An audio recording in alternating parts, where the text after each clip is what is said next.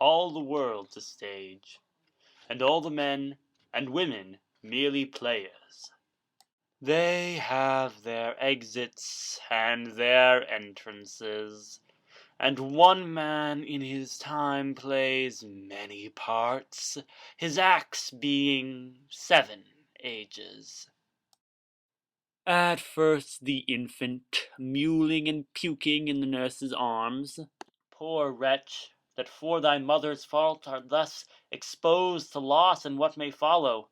Weep I cannot, but my heart bleeds, and most accursed am I, to be by oath enjoined to this. Farewell. The day frowns more and more. Thou art like to have a lullaby too rough. I never saw the heavens so dim by day. Roar! A savage clamor. Well may I get aboard. This is the chase. I am gone forever. Roar! Roar! And then the whining schoolboy, with his satchel and his shining morning face, creeping like a snail unwillingly to school. Abhorred slave, which any print of goodness will not take, being capable of all ill. I pitied thee, took pains to make thee speak, taught thee each hour one thing or other, when thou didst not, savage, know thine own meaning, but wouldst gabble like a thing most brutish. I endowed thy purposes with words that made them known. But thy vital race, though thou didst learn, had that in it which good natures could not abide to be with. Therefore wast thou deservedly confined into this rock, who hadst deserved more than a prison. You taught me language, and my profit on it is I know how to curse. The red plague rid you for learning me your language. Then the lover, sighing like a furnace with a woeful ballad made to his mistress' eyebrow. Good morrow, Kate, for that's your name, I hear.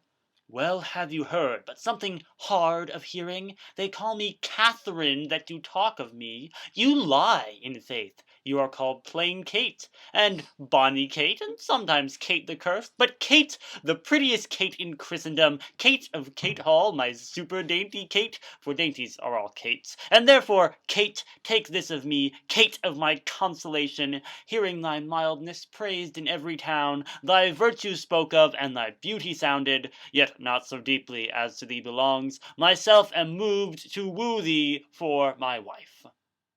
And then a soldier, full of strange oaths and bearded like the pard, jealous in honor, sudden and quick in quarrel, seeking the bubble reputation, even in the cannon's mouth. Oh, beware, my lord, of jealousy. It is the green-eyed monster which doth mock the meat it feeds on. That cuckold lives in bliss, who, certain of his fate, loves not his wronger, but oh, what damned minutes tells he o'er, who dotes, yet doubts, suspects, yet strongly loves. Oh, misery! Poor and content is rich, and rich enough, but riches fineless is as poor as winter to him that ever fears he shall be poor. Good heaven, the souls of all my tribe defend from jealousy. Why? Why is this? Think'st thou I'd make a life of jealousy, to follow still the changes of the moon with fresh suspicions? No. To be once in doubt is once to be resolved. And then the justice, with fair round belly and good capon lined, with eyes severe and beard of formal cut, full of wise saws and modern instances. And so he plays his part.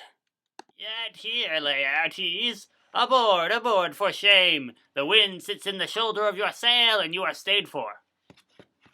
There. My blessing with thee, and these few precepts in thy memory. Look to thy character.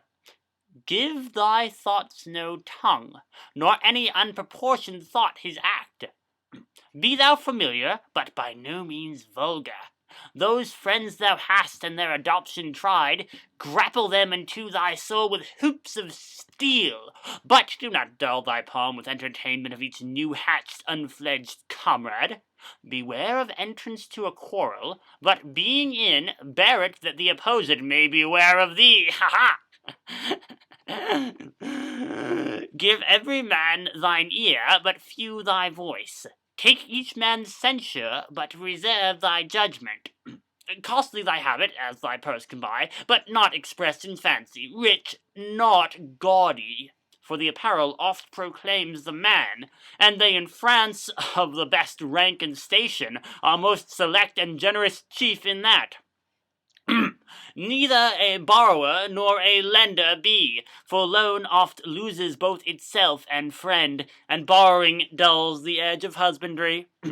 This, above all, to thine own self be true, and it must follow, as the night the day, thou canst not then be false to any man.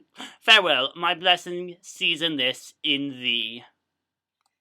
The sixth age slips into the lean and slippered pantaloon, with spectacles on nose and pouch on side, his youthful hose well saved a world too wide for his shrunk shank, and his big, manly voice turning again towards childish trebles, pipes, and whistles in its sound. Meantime, we shall express our darker purpose. Give me that map there. Know we have divided in three our kingdom, and 'tis our fast intent to shake all cares and business from our age, conferring them on younger strengths while we unburthened crawl toward death. Our son of Cornwall, and you are no less loving son of Albany. We have this hour a constant will to publish our daughter's several dowers, that future strife may be prevented now. The princes, France and Burgundy, great rivals in our youngest daughter's love, long time in our court have made their amorous sojourn, and here are to be answered. Tell me, my daughters, since now we will divest us both of rule, interests of territory, cares of state, which of you, shall we say, doth love us most, that we our largest bounty may extend where nature doth with merit challenge. Last scene of all, that ends this strange, eventful history, is the second childishness, and mere oblivion. Sans eyes, sans teeth, sans taste, sans everything.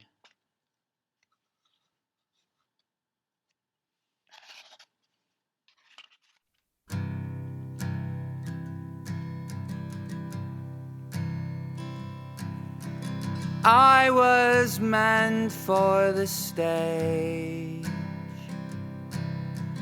I was meant for the curtain. I was meant to tread these boards, of this much I am certain. I was meant for the crowd. I was meant for the shouting. I was meant to raise these hands with quiet all about me. Oh,